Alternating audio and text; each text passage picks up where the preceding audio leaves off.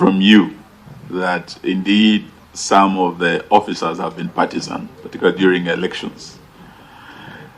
But even in the recent demonstrations, maandamano, it was very, very clear that some of the officers are partisan. You could see officers saying, we have allowed these demonstrations to go on, we have banned those demonstrations, we will not allow those demonstrations.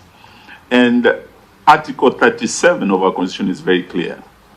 That right, the freedom to demonstrate, the freedom to protest, to picket, is guaranteed by our Constitution. It does not depend on the generosity of Bungei in Nairobi or IG Kome.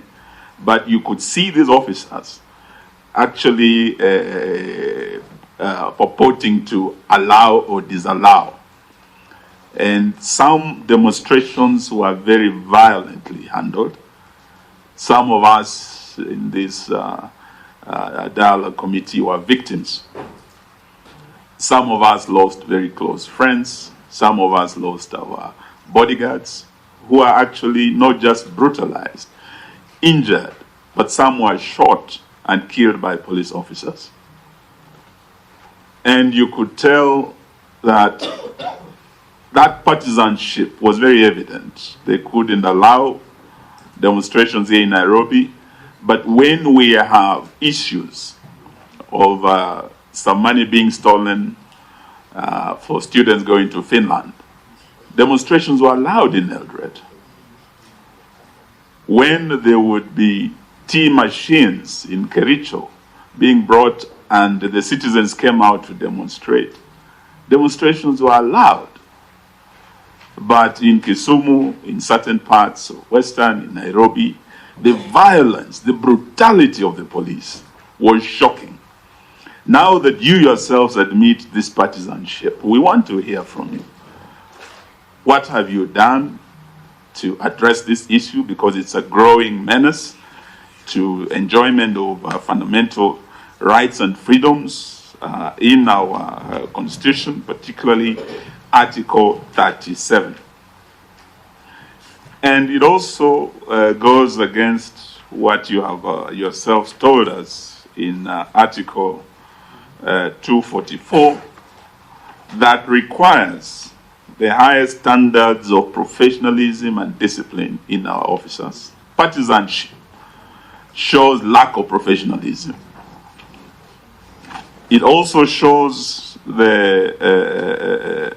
probably the lack of proper training, because you have said one of the issues there you look at is the training of our officers under Article 244D to the highest, in fact, not high standards, the highest standards of competence, integrity, respect for human rights, and fundamental freedoms and dignity.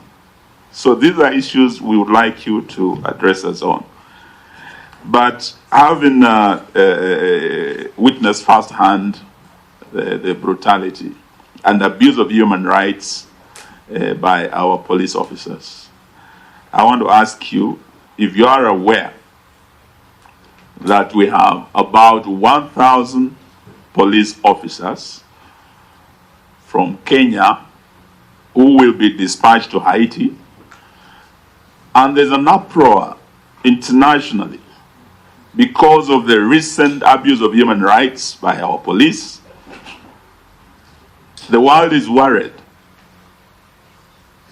that these police officers who abuse human rights here in Kenya might export that police brutality, abuse of human rights in Haiti and on the international stage where they're now being sent.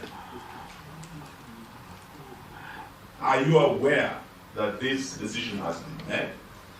Will IPOB